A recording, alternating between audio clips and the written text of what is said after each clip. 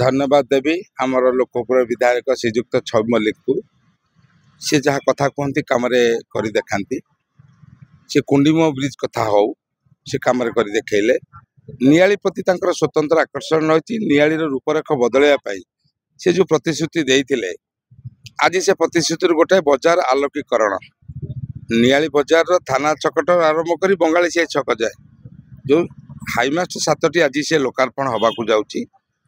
नियालीवासी तरफ मु विधायक निकट में नियालीवासी हिसाब से चिरकृतज्ञ भगवान करंतु यही प्रकार लोकाभिमुखी कार्यक्रम आगक जारी रो एवं लोक मानकर काम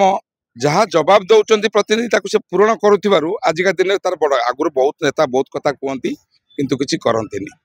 वर्षकर सरकार वर्षकर विधायक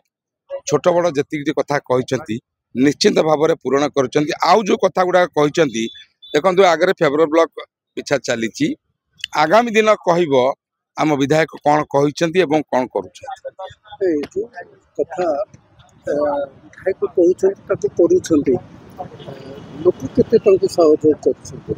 निश्चित भाव आम राजनेता भली मिछ प्रतिश्रुति दबार नेता आमर नुहति किए 5 वर्षर किए 10 वर्षर आम विधायक वर्षकर सरकार वर्षक भितर जेतिकी कथा कहते सी तो गोटी गोटी तार पालन प्रतिश्रुति करुँच नियाली कि आ गोटे मंडप तैयारी होगा जाऊँ 4-6 दिन पर आम नियाली माधव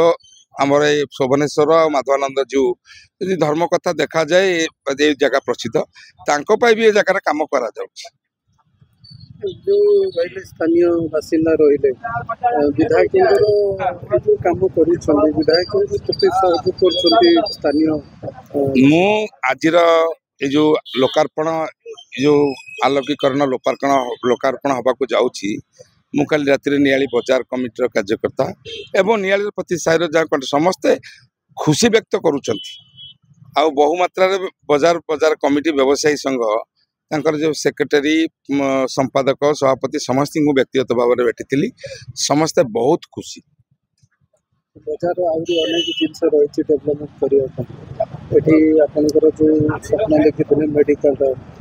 भी लोकार्पण यहाँ किछि दिन तले लोकार्पण है आपण गणमाध्यम सारा ओडिशा जानी मु धन्यवाद देवी इच्छा शक्ति थिले जन लोक कार्य करें आम विधायक युव नेतृत्व एवं इच्छा शक्ति एवं जहाँटा कहते से पालन कर मु खुशी नियाली अंचलवासी खुशी एनके